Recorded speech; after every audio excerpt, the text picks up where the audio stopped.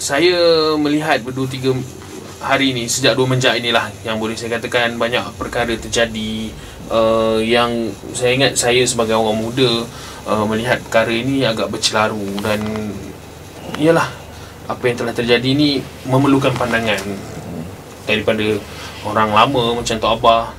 Dan mungkin di sini saya nak tanya kat Tok Abah, pandangan Tok Abah sendiri secara peribadi nak melihat apa yang telah terjadi pada 26 November berkenaan dengan belanjawan yang telah dibentangkan oleh Menteri Kewangan dan 26 November yang lalu pada hari Khamis menjadi satu hari yang saya kira bersejarah lah, yang tak pernah terjadi di dalam parlimen kita di Malaysia berkenaan dengan belanjawan ini.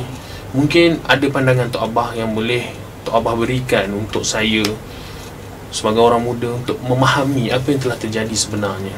Silakan Tok Abah, kalau boleh Tok Abah kongsikan dengan saya.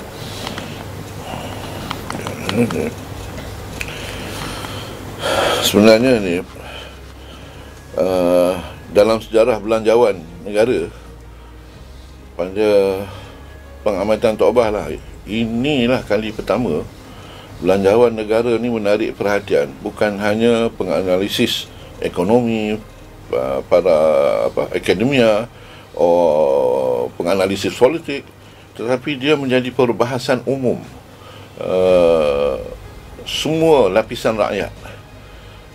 Kerana Tok Abah yakin belanjawan ini terkait dengan soal keabsahan, legitimasi Kerajaan Perikatan Nasional yang membentangkan belanjawan 2021 ini melalui Menteri Kewangan lah. Sebab itu isu lulus tak lulus itu menjadi suatu yang dinanti-nantikan, dan sudah tentulah bagi mereka yang kecewa apabila tumbangnya Kerajaan Pakatan Harapan dan kemudiannya Perikatan Nasional ini mengambil alih. Mereka mengharapkan melalui proses yang berlaku di parlimen ini akan membolehkan mandat rakyat itu dikembalikan kepada yang berhak. Maka sebab itulah dia menjadi suatu yang menimbulkan berbagai polemik lah, macam mana yang Hanif sebutkan tadi. Dan Tok Abah sendiri kalau melihat perkara ini, dan saya yakin ianya dilihat sebagai seolah satu kemenangan untuk kerajaan yang saya ingat kerajaan yang tak sah ni lah. Bagi mereka ini satu kemenangan mereka, kemenangan awal. Kamu dah gerak belum? Saya dah gerak dah. Okay. Balik soalan Tok Abah tadi, yang boleh kata kemenangan di peringkat kerajaan sendiri, kerajaan semasa. Bagi mereka ini adalah kemenangan mereka. Dan melihat pembangkang yang dikatakan yang telah disabotaj pada Februari lalu, kata inilah bukti pembangkang ni memang tak bagus. Buat pandangan Tok Abah. Tok Abah fikir beginilah ni kan, nak untuk memahami ya, jangan bagi Tok Abah move dulu. Tok Abah move dulu. Okey. Sebenarnya bagi nak memahami apa yang berlaku ni, kita kena menyorot balik latar belakang yang menyebabkan kita terperangkap dalam situasi yang ada sekarang. Kita semua tahu bahawa selepas berlakunya dipanggil langkah syaratan, yang bagi Tok Abah lah itu adalah suatu tragedi pengkhianatan, pengkhianatan atas pengkhianatan, yang setaraf, setanding dengan yang pernah berlaku dalam sejarah rantau Melayu ini, iaitu cerita kisah Si Kitul dan Raja Mendalia yang hingga menyebabkan jatuhnya kerajaan Melaka kan.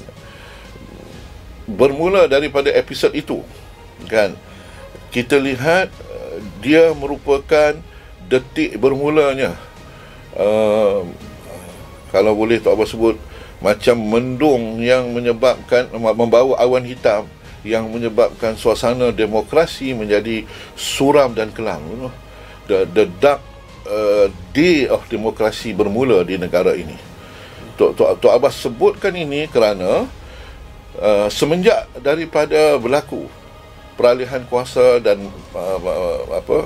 episod merampas mandat rakyat itu, kita lihat persepsi umum terhadap politik dan amalan-amalan politik yang berlaku kan, seolah-olah sudah membelakangkan idealism dan juga demokrasi. Ya, Tok Abbas berani menyebutkan ini, dan ini terkait dengan soal sebelum belanjawan ini dibentangkan. Kalau Hanif masih ingat kan, sebelum belanjawan ini dibentangkan, kan timbul kisah nak melaksanakan darurat kan, dan kemudian dengan alasan yang sama, iaitu alasan pandemik COVID-19, ruang demokrasi di parlimen pun dihadkan, disekat sebenarnya. 80 orang sekali bersidang.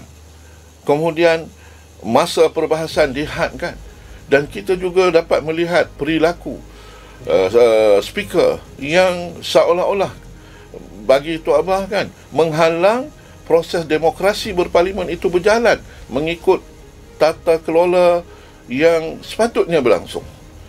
Dan yang terakhir sekali ialah kemuncaknya ialah dalam pembentangan bajet itu sendiri. Kan? Dalam pembentangan bajet itu sendiri, apa yang sebenarnya berlaku?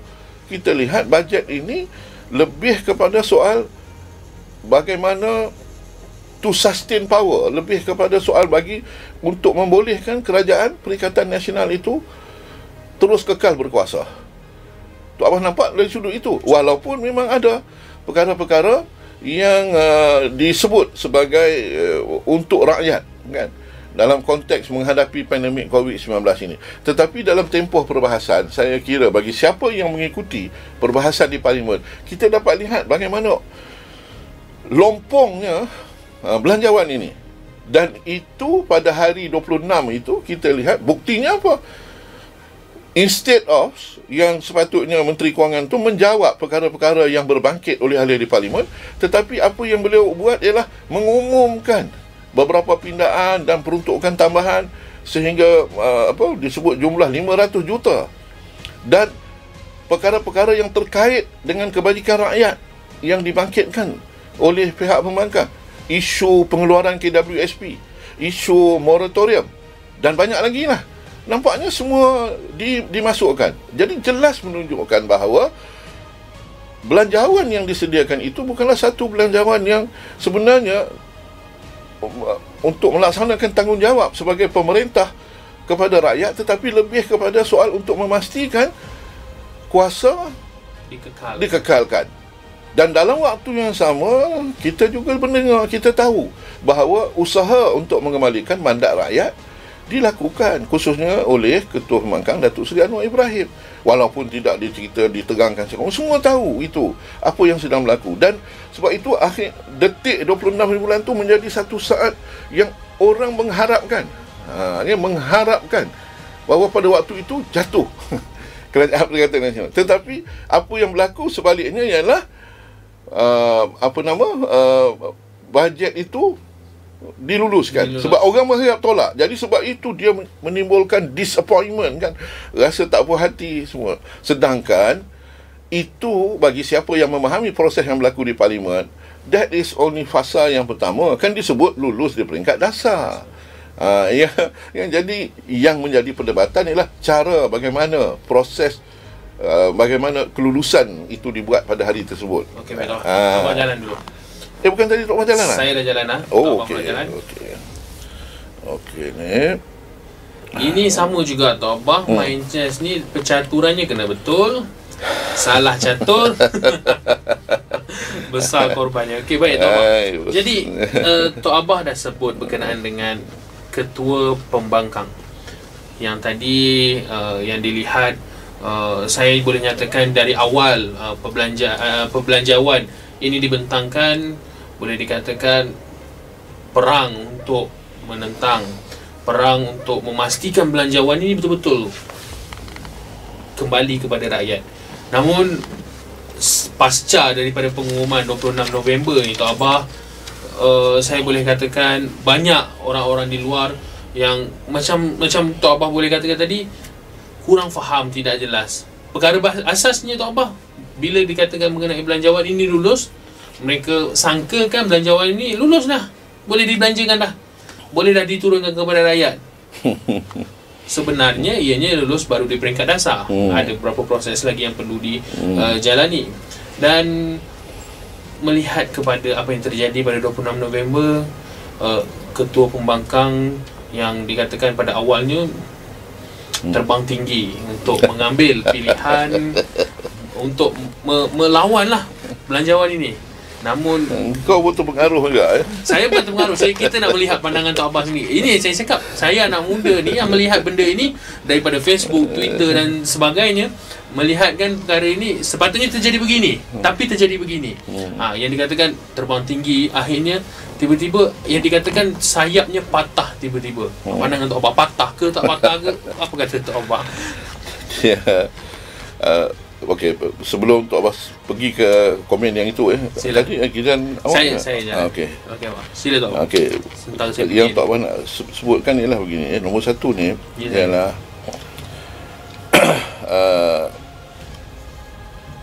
proses-proses kelulusan itu tadi kan. Bila disebut kelulusan di peringkat dasar, mulai hari minggu hadapan ni pula, peringkat yang seterusnya, fasa seterusnya ialah belanjawan ini akan mula dibincang di peringkat jawatankuasa, di peringkat kementerian. Maka dia akan diperhalusi lagi di sana. Kan? Dan di situ akan timbul lagi banyak perbahasan. Kecuali kalau speaker lagi sekali lah menghadkan proses perbahasan dan menyebabkan belanjawan itu tidak discrutinize dengan betul dan kemudian fasa yang akhirnya barulah selepas itu barulah sama ada belanjawan itu diluluskan untuk pelaksanaan, ialah fasa yang ketiga. So proses ini akan ambil masa lebih kurang 3 minggu lagi, panjang masanya. Jadi kalau nak kata dah lulus tu, itu tak sebenarnya. Dan yang keduanya yang Tok Abah nak betulkan juga, jangan kata kita menyokong, sebab cara mengundinya kan satu ialah melalui belah bahagi kan, head counts, mengikut blok. Satu lagi ialah dengan undian suara. Ada suara yang kata ya, maka setuju, tapi ada juga yang tak setuju. Dan itu membawa maksud bahawa dia bukan kita terima. Cuma dilulus itu tadi kerana apa? Sebab politik ni persepsi. Persepsi. Dan Hanif juga kena faham latar belakang yang ada sekarang. Katalah takdirnya ni, kalau katalah berlaku pada hari 26 tu, belanjawan tu ditolak dalam keadaan Menteri Kewangan dah umumkan KWSP bahagi duit untuk driver taksi, peniaga, kaki tangan kerajaan, termasuklah frontliner yang menangani isu COVID, moratorium, benda-benda yang untuk kepentingan rakyat ni dah ada, tiba-tiba disebut belanjawan ini ditolak oleh pembangkang kan. Dan jangan lupa nasihat daripada ke bawah duli tuanku supaya belanjawan ini dibahas dengan baik dan diluluskan. Jadi nak menjaga ini soal tarik rambut dalam tepung ni. Rambut kita nak buang, tepung jangan tumpah. Jadi janganlah kata patah. Sebab isu meluluskan belanjawan, isu nak mengembalikan semula mandat rakyat adalah dua perkara yang berbeza. Jangan ingat isu untuk mengembalikan mandat rakyat. Tok Abah tak mau sebut soal Datuk Seri Anwar nak jadi Perdana Menteri atau tidak. Itu biarlah urusan orang kata takdir Allah SWT. Kalau memang dah ditakdirkan untuk beliau pergi ke jawatan itu, insya-Allah Tok Abah yakin akan ada rezeki. Bukan saja rezeki, sebab ini soal nak menyelamatkan negara ini. Sebab itu kalau kita lihat kekecewaan yang berlaku ni kerana orang mengharapkan ialah melalui belanjawan ini kerajaan yang ada ni tumbang. Tapi belum tentu. Sebenarnya kita pun secara konvensionnya, kalau belanjawan itu ditolak, memang legitimasinya hilang. Tetapi itu tidak bermakna kerajaan ini boleh diambil alih oleh kerajaan yang baru. Ada lagi perkara-perkara yang perlu dilakukan. Sebab itu usaha nak mengembalikan mandat rakyat itu bagi Tok Abah tidak mati pada 26 hari bulan itu. Okey, maknanya Tok Abah sekejap. usaha mengembalikan mandar rakyat satu perkara. Ya. Isu belanjawan satu perkara. Ya. Maknanya yang saya faham sekarang ini, saya jelas sekarang apa yang Tok Abah dah jelaskan. Maknanya apa yang mereka bawa ke dalam media sosial, apa yang mereka mainkan adalah mengembalikan mandar rakyat melalui belanjawan. Ya, okey, Tok Abah nak sebut macam inilah. Nanti kalau Tok Abah rasa kalau menafikan, mungkin ada orang salahkan Tok Abah macam katanya itu hari dan minggu ni dah nak tukar kata.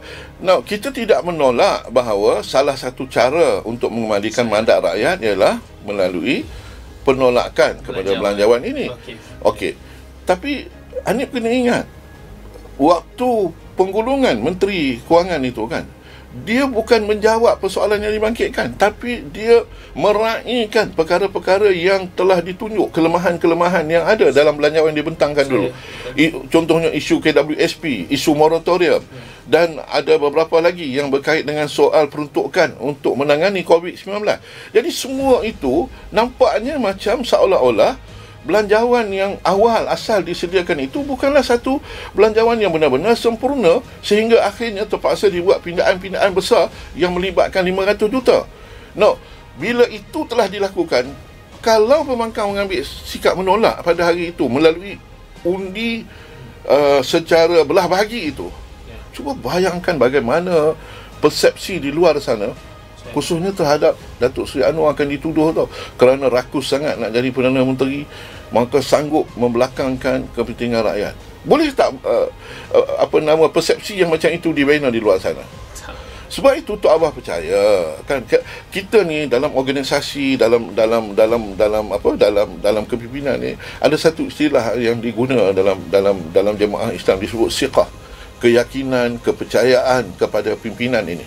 Saya yakin bila Datuk Seri Anwar kan pada pagi 26 bulan itu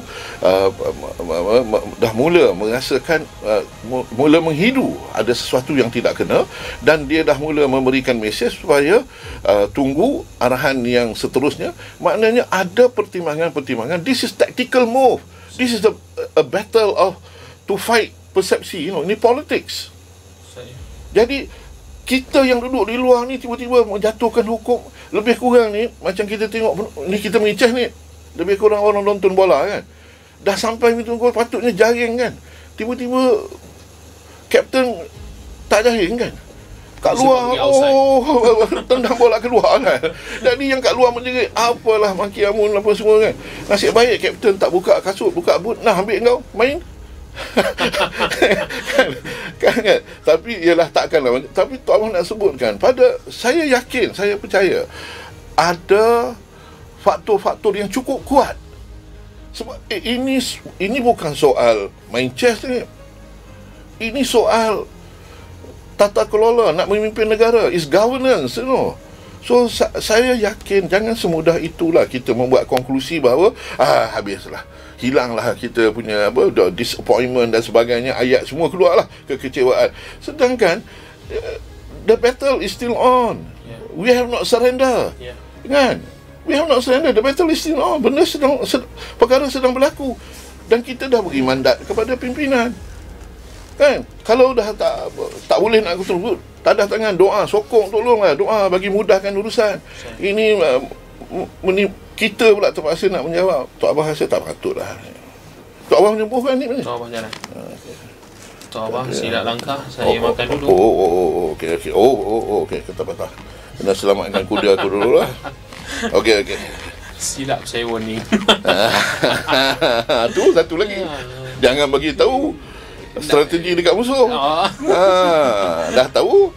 Tu. Okey, baik Tok Abah. Okey. Saya jalan dulu. Okey, baik Tok Abah. Dah melihatkan benda ni terjadi, yang saya ingat is very bad perspective lah kepada orang bawah ni lah. Kalau yalah, macam Tok Abah cakap, jangan sampai kalau kapten buka kasut lah. Kalau kapten buka kasut, nak kau main bagi kasut kan. Maknanya dia orang not in the shoes, tak tahu. Itu analogi yang betul ni. Apa yang dirasai. Dia betul. Sebenarnya kita yang bersorak Duduk tengah padang lain. Orang yang menonton dengan orang yang menyanyi lain rasa dia. Dia memang ada rasa yang bad feeling macam tu. Jadi Tok Abah, untuk orang yang menonton ini, untuk orang yang tengok ni, orang yang berada, yang saya ingat kalau orang, terutama orang yang bersamalah, maknanya orang yang menyokong, satu orang di luar ini satu perkara, tapi orang yang di luar yang bersama dengan jalan ataupun menyokong satu pihak ini, menurut Tok Abah bagaimana untuk mereka ini? Tok Abah begini, Tok Abah ni dah lama dengan dalam politik ni. Yalah, lama juga. Lama. Kalau Tok Abah tak lama, saya tak panggil orang lama duduk sini. Hampir 30 tahun kan, nak masuk 40 tahun kan. Sebahagian besar zaman remaja sampailah sekarang dah 60 lebih, masih lagi kan terkait dengan hal politik. Bila kita melihat politik ni, dia antara idealism dan real politics, dan juga when come to tactical move kan, dia bukan suatu yang boleh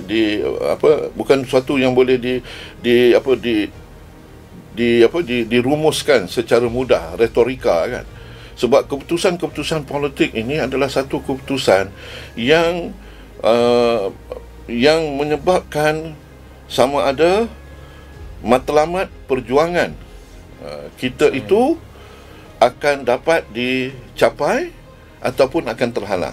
Kita jangan lupa dalam usaha nak mendapatkan balik mandat rakyat ini, memang kita tahu Datuk Seri Anwar dan rakan-rakan mungkinlah yang bersama dalam Pakatan Harapan ada move yang telah dibuat kan untuk mengembalikan.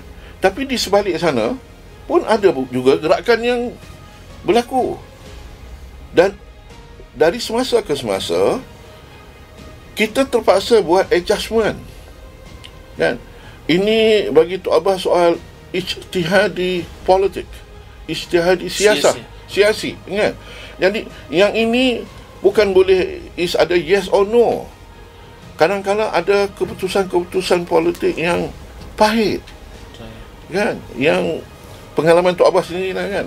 Kadang-kadang kita terpaksa mengorbankan ada suatu yang sangat kita rasa precious, berharga, yang kita rasa penting untuk kita pertahankan. Tetapi dalam membuat keputusan-keputusan politik, dia ada fiqhul awliat dia.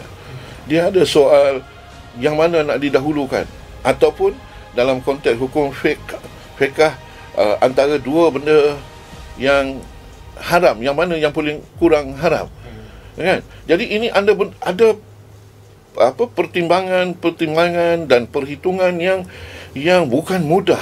Sebab itu tanggungjawab yang dipikul oleh yang memimpin ini bukan yang cukup sangat berat ya. Tok Abah terkesan betul bila terbaca dalam buku Ben Bayah yang menulis tentang soal reform ini. Dia sebut soal keadilan soal keadilan. Dia kata in our strategy, in our approaches, dalam kita punya strategi, dalam kita punya pendekatan kita untuk remove injustice, untuk menolak ketidakadilan itu, jangan sampai, dia kata, jangan sampai kita menyebabkan berlaku lebih banyak pula ketidakadilan. Dan saya percaya kalau ialah level Tok Abah ni kan, pemimpin kecil ni membaca sedemikian, Tok Abah percaya orang yang dalam kedudukan Datuk Seri Anwar Ibrahim, yang always helicopter view, eagle eye view, saya percaya dia melihat dengan firasat, dengan wisdom, dan dengan informasi yang barangkali bukan boleh dikongsi dengan semua orang, termasuk dengan isteri dan anak kan? Yang hanya dialah terpaksa memikul beban itu sebagai orang yang mengambil amanah, mengambil tanggungjawab untuk mengusahakan supaya mandat rakyat ini dikembalikan. Kalau kita dapat melihat itu, barangkali mungkin ada sedikit ihsan kita kepada manusia yang bernama Anwar Ibrahim. Tok Abah tak kata semua tindakan yang Datuk Seri Anwar buat ni semuanya betul. Tak ada, dia bukan maksum, kita tahu kan. Tetapi political move ataupun tindakan-tindakan decision making yang dilakukan ini, Tok Abah percaya dia berkait dengan soal nak meletakkan kembali landasan negara ini di atas landasan yang seperti mana termaktub dalam perlembagaan ataupun yang seperti mana tersebut dalam dasar kita membina negara ini, iaitu demokrasi berparlimen dan raja berperlembagaan.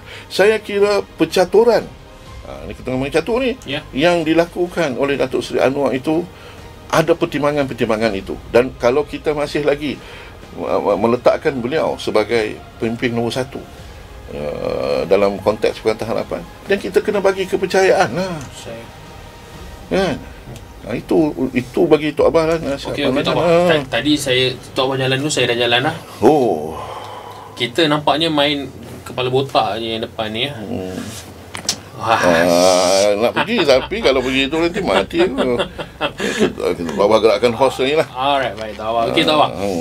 Tadi saya dah tanya. Okey, nanti saya jalan lagi. Okey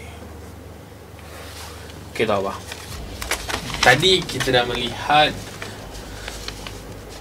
daripada orang bawah, Tok Abah. Ya, daripada peminat, daripada kalau kata analogi bola tadi, Tok Abah, dari analogi penyanyi tu tadi, Tok Abah, itu adalah daripada sudut pandang peminat, sudut pandang penonton. Sekarang macam mana? Kapten depan gol dah sepak keluar dalam tim, Tok Abah. Geram defender dah tahan lama ni, tiba-tiba midfield kapten kat depan dah sepak keluar. Itu dah pakai kasut juga, Tok Abah. Tapi macam mana ni, Tok Abah, dalam tim sendiri ni apa dia rasa ke kapten? Sebab itu ni kan, salah satu perkara penting dalam perjuangan politik, dalam gerakan politik ni ialah idealism. Bahkan bagi Tok Abah, tragedi pengkhianatan langkah Sheraton itu membuktikan kepada kita bahawa bagi Tok Abah lah, the demise of idealism, matinya idealisme dalam perjuangan. Sayang ni bukan sahaja Parti Keadilan gerakan reformasi ini 20 tahun lebih kan, melalui berbagai tribulasi, air mata, darah, ramai yang terkorban, ramai yang dan Datuk Seri Anwar sendiri 11 tahun keluar masuk penjara. Dan kemudiannya bila kita diberi kemenangan dalam PRU yang ke-14 lalu itu, kemuncaknya ialah perjalanan 20 tahun itu menunjukkan bahawa gerakan reformasi itu memberi impak yang sangat besar kepada pendemokrasian di negara ini. Ya, sebab itu expectation rakyat ini sangat besar selepas kita mengambil alih kerajaan. Kan, ini dah jadi sejarah lah, kita tak payah ulang panjang-panjang kan. Cuma yang Tok Ahmad nak sebutkan ialah khilaf ataupun mungkin kelemahan-kelemahan yang hingga akhirnya menyebabkan pengkhianatan berlaku itu menunjukkan apa? Bahawa dalam tempoh 20 tahun ini juga kita sebenarnya sedikit alpa dalam soal membina idealisme itu, membina idealisme itu. Tok Abah ambil contoh satu je. Soal disebut, kalau dalam deklarasi Pematang Pauh ni disebut soal karamah insaniah, the human dignity kan, the highest level yang itu tu.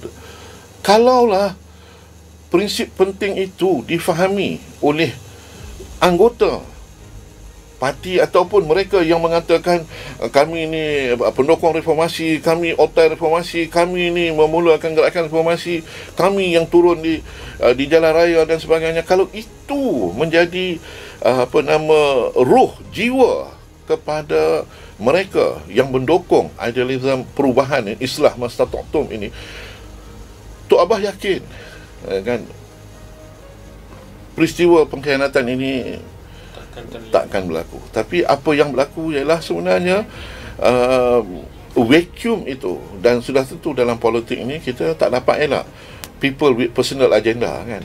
Sebab dalam politik ni is about power, is about kuasa kan. Soal bagaimana nak buat setelah dapat kuasa itu cerita lain. Tetapi Tok Abah lihat ialah apabila kealpaan dalam kita nak membina itu, hingga akhirnya politik ini dilihat sebagai, orang lihat sangat jijik lah, apa ni kan, apa the dirtiest and the lowest profession kan, yang uncharismatic lah disebutkan, yang langsung orang pandang hina dan tak ada nilai, hingga seolah-olah dalam politik ni kan, bukan saja Machiavellian, bukan saja matlamat mengalahkan cara, makna tak kenal dosa dan pahala, dan semuanya boleh dibuat atas nama politik.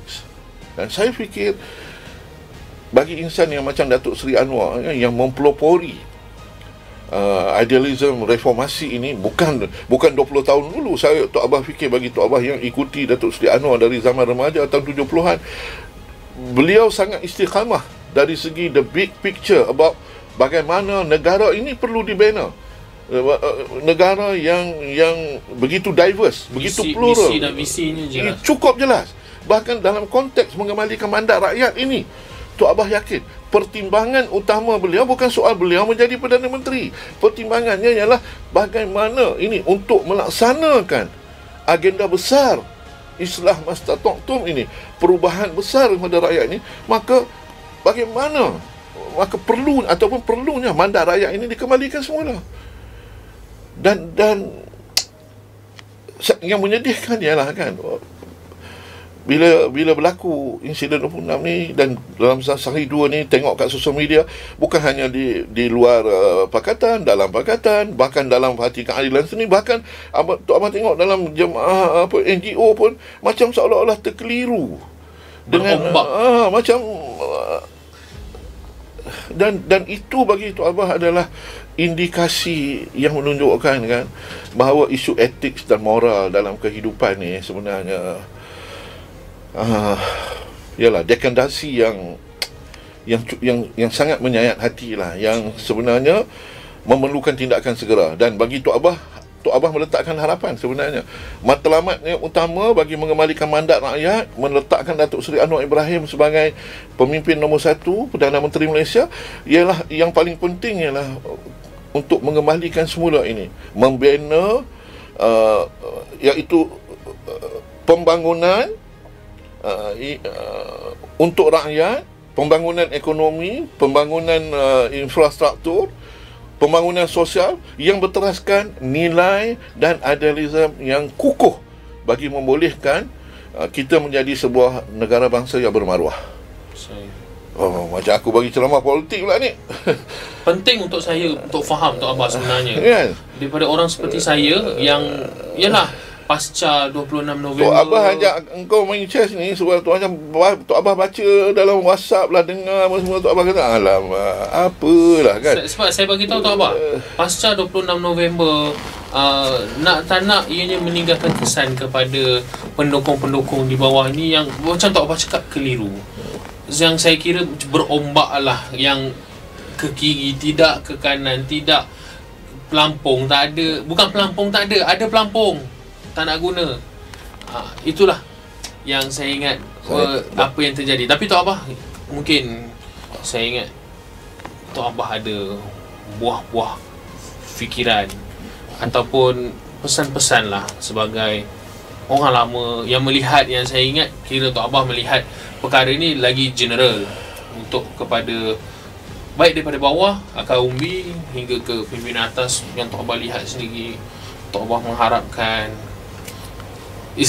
masih lagi macam Tok Abah cakap, dia bukan dia tak ada pengharapan. Saya gini lah, okey lah, Tok Abah bagi ringkas saja.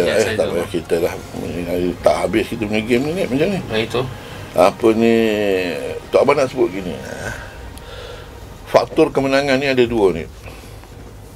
Ada dua. Suatu ialah yang disebut sebagai kualiti manusia itu. Sama ada pemimpin dan pengikut. Okey. Dan yang keduanya ialah kita kena terima hakikat dari segi kerohaniannya, bantuan daripada Allah SWT itu penting. Dan sudah tentulah bagi kita yang menunaikan solat hajat, membaca Yasin lah, baca doa kan, minta supaya negara ini kembali berada atas landasan yang betul, supaya mandat rakyat ini dikembalikan, Datuk Seri Anwar diangkat menjadi Perdana Menteri. Harapan kita itu sebenarnya mempunyai kaitan yang sangat rapat dengan soal kepemimpinan dan kepengikutan. Sebab itu bagi Tok Abah lah, dalam sangat-sangat kritikal seperti ini, bukan hanya Datuk Seri Anwar, bukan hanya pemimpin-pemimpin kanan yang ada dalam PH ataupun ahli-ahli MP kita, tetapi semua kita yang mendukung gerakan reform dan gerakan untuk meletakkan negara ini atas landasannya yang semula, berpaksikan demokrasi berparlimen, raja berperlembagaan. Tok Abang selalu ulang ni yang ini sebab ini paksi yang sangat penting dihayati kan. Bagi Tok Abah ialah kita kena bermuhasabah semula. Lihat semula kan. Sebab antara pemain politik dengan mereka yang jadi pemerhati, penganalisis, penonton, dan kena faham, bukan semua perkara, bukan semua, especially yang khususnya yang berkait dengan soal strategi dan tactical move ya, dalam gerakan ni boleh diceritakan. Anim nak gerakkan tu dalam Tok Abah sini kan, tahu-tahu dengar checkmate aja aku. Kan? Jadi bagi Tok Abah, yang Tok Abah nak pesan ringkas je lah, sebenarnya belum checkmate lagi. Belum. Game is not over yet. Nobody have surrendered. The battle will go on. Hari Isnin ni bermula episod yang baru pula. Dan Tok Abah yakin Datuk Seri Anwar juga bukan duduk saja kan. Tentu ada move dia. Dan jangan lupa di sebelah sana pun sama juga. So dalam situasi yang seperti ini ialah, yang pentingnya kalau kita nak bantu apa dia, kita kena muhasabah diri, perkuatkan diri, dan dengan cara memberikan keyakinan kepada kepimpinan kita ya, memberikan kepimpinan dan sokongan. Dan dengan itu, di samping itu, doa dan pengharapan kita pada Allah SWT. Bagi Tok Abah, ini prasyarat penting untuk mencapai kemenangan. Mudah-mudahanlah kan, kita harap Allah tolong kita, dan Tok Abah harap kawan-kawan kita bermuhasabah lah kan, bermuhasabah lah. Cuba you put yourself in Datuk Seri Anwar punya shoe kan. Tok Abah, takkanlah kau orang tak dapat merasakan kan apa yang telah beliau lalui. Sedangkan jangan lupa ni, Tok Abah pernah sebut kan, Anwar Ibrahim has a choice. Dia ada pilihan. Dia ada pilihan. Dan bukan soal nak jadi Perdana Menteri kan. Yang sebenarnya bukan ada privilege apa-apa pun, dalam keadaan hutang dan bebanan negara yang begitu besar kan, dalam keadaan turmoil yang ada ini, dalam keadaan ekonomi yang dah hancur, hutang negara yang begitu besar, ini suatu tanggungjawab besar. Dan saya fikir bagi orang yang Datuk Seri Anwar yang pernah duduk jawatan nombor 2 dalam negara kan, dia tahu apa yang sedang berlaku ini. Tapi kenapa dia masih lagi? Ini bukan soal status, privilege, kedudukan, kuasa, tapi domir hatinya sebagai insan, seorang yang selama ini memperjuangkan soal kebenaran, soal keadilan ini, maka dia menganggap ini sebagai amanah yang dipikul, yang perlu dilaksanakan. So kalau kita tak boleh jadi pengiring di sana untuk bantu itu, janganlah menimbulkan polemik di luar sana hingga menyebabkan perjalanannya jadi susah kan. Tabayunlah sikit, doa ya. Boleh faham tabayun ni? Apa dia ni tabayun ni? Menjelaskan kan? Jangan pencerahan. Jangan ada prejudis sangatlah, jangan ada prasangka sangat kan. Kan? Bersangka baiklah, dan kemudian kita dah mohon pada Allah SWT, dan Tok Abah yakin Allah SWT dengar segala permohonan kita itu. Cuma timing dia kan, detik, masa dan ketikanya. Wa makaru wa makarallah wallahu kan, itu jangan campur lah, itu urusan Allah. Bila sampai masanya Allah nak beri kemenangan tu, itu hak dan tanggungjawab Allah SWT. Tanggungjawab kita apa? Usaha. Anak Ibrahim usaha. Kita pun usahalah. Yang buang masa duk berbahas, berdebat macam seolah-olah kita ni lebih tahu pada Anak Ibrahim, apa hal? Nanti cakapnya tu kata Tok Abah emosi, mana taksub dengan Anwar. Tidak. Dalam politik ni, you have to be realistic. Betul. Dan membaca dari semua sudut. Betul. Panjang ni bila nak habis game kalau macam ni. Tapi Tok Abah, saya boleh fahamkan di sini, kalau tak boleh jadi garam yang boleh mengelokkan daging, jangan jadi lalat yang membusukkan daging lah. Saya ingat tu Tok Abah. Itu okey. Jadi jom. Saya ingat terima kasih Tok Abah. Satu explanation yang saya ingat jelas dah lah apa yang terjadi, dan saya ingat boleh bantu juga orang-orang yang di luar supaya lebih jelas mudah-mudahan apa yang terjadi. Mudah-mudahan ada orang dengar kita bincang ni. Itulah. Terus kita habiskan. Sampai you punya move. Tok Abah dah jalan. Alright. Check. Macam mana? Game belum habis lagi Tok Abah. Aduh.